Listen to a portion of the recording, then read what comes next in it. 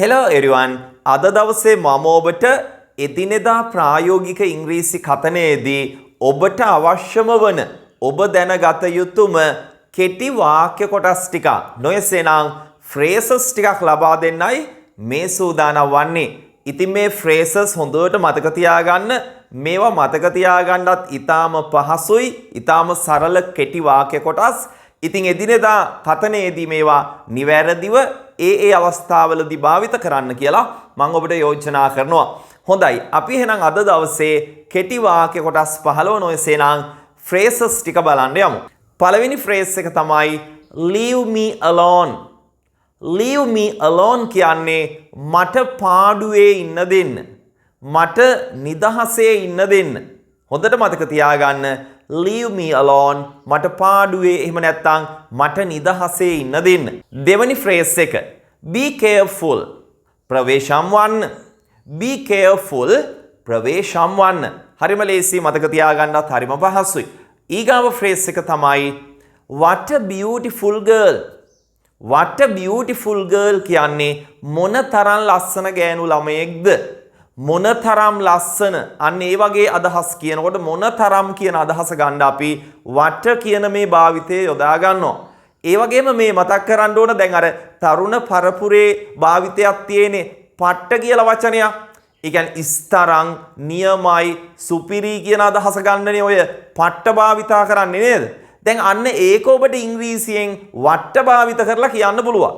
what a beautiful girl පට්ට ලස්සන කෙල්ලක්. අන්න ඒ අදහසක් දෙනවා. right? what a beautiful house පට්ට ලස්සන ගෙයක්. හරි. එතකොට පට්ට කියන එක ගන්න ඉංග්‍රීසියෙන් වට භාවිත කරන්නත් ඔබට පුළුවන්කම තියෙනවා. ඒක මතක තියාගන්න. right? ඊගාව එක තමයි what's wrong with you. what's wrong with you ඔයාට මොකද වෙලා තියෙන්නේ? කවුරු හරි අප්සෙට් එකේ ඉන්නකොට පැත්තකට වෙලා මොකක් හරි ප්‍රශ්නයක් නිසා හරි මොනවා හරි හේතුවකට ඔබට ළඟට ගිහින් අහන්න පුළුවන්. Kanchana what's wrong with you? Kanchana ඔයාට මොකද වෙලා තියෙන්නේ? හොඳින් මතක තියාගන්න. මොකද ඔයාට වෙලා තියෙන්නේ? what's wrong with you. ඊගාව එක තමයි what happened to your hand? ඔයාගේ අතට මොකද වුනේ? what happened to your hand? ඔයාගේ අතට මොකද්ද සිද්ධ වුනේ? ඔයාගේ කකුලට මොකද්ද සිද්ධ වුනේ කියලා අහන්නේ කොහොමද? යාළුවෙක් කකුල බැන්ඩේජ් කරගෙන මොකක් හරි සිද්ධියක් නිසා එනකොට නේද? ඔයා කොහොමද අහන්නේ? ඔයාගේ කකුලට මොකද්ද වුනේ? what happened to your leg? හරිම සරලයි. හොඳින් මතක තියාගන්න. ඊගාව phrase එක තමයි it is incredible.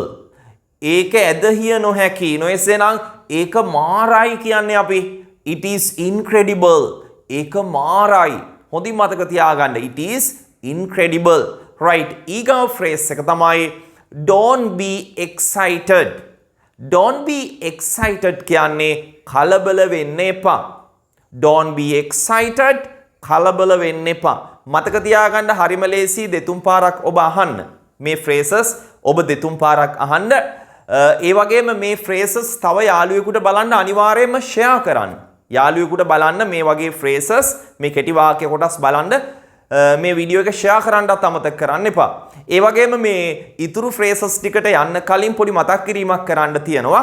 අපගේ ත්‍රිමාසික ප්‍රායෝගික ඉංග්‍රීසි පාඨමාලාවේ ආරම්භක දින නොමිලේ දේශනය ජූලි 16 ඉරිදා රාත්‍රී 8ට Zoom හරහා online තියෙනවා.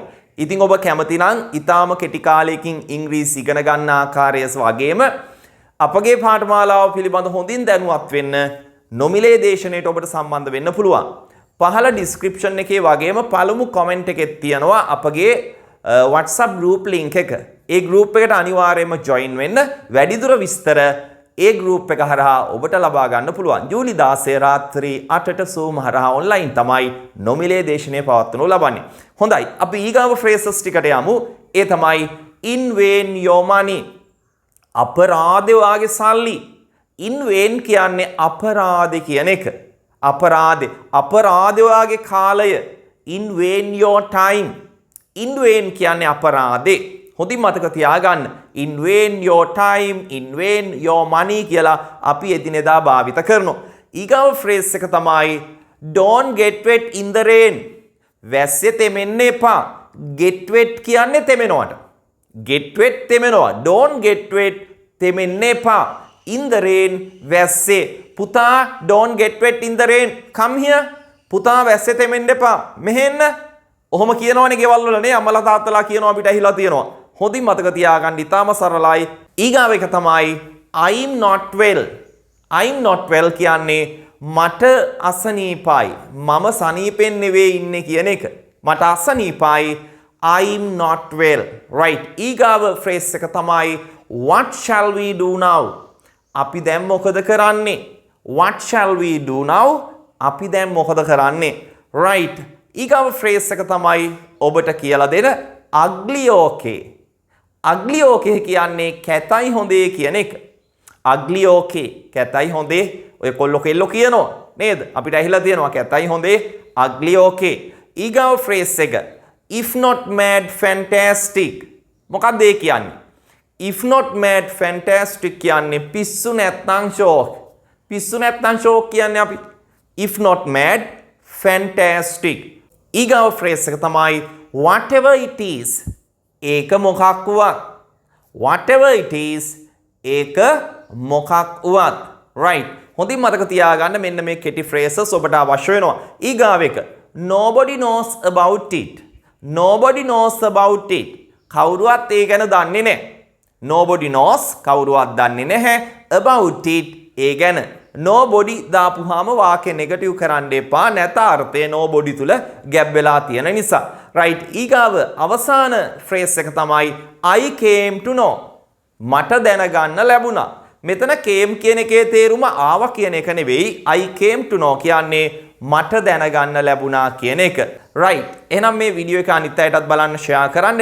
ඒ වගේම ජූලි 16 ඉරිදා නොමිලේ ආරම්භක දින දේශනයට සම්බන්ධ වෙන්න WhatsApp group එකට join වෙන්න. හොඳයි එහෙනම් අපි අලුත් වීඩියෝ එකකින් හමු වෙමු. ගිහින් එන්නම්. Have a nice day. Bye.